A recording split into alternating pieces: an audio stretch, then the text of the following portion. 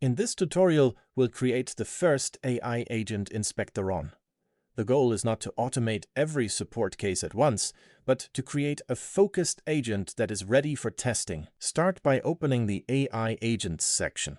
This is where you can create, manage, and configure agents that support your customers. To create the first agent, click the button for adding a new AI agent.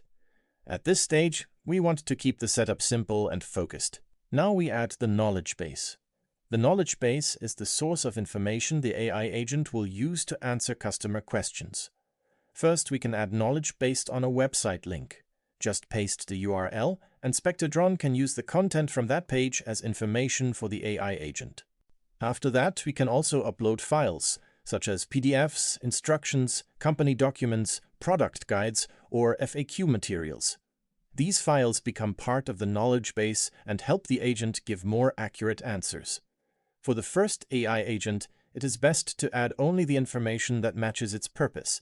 Before using the agent in production, prepare it for testing.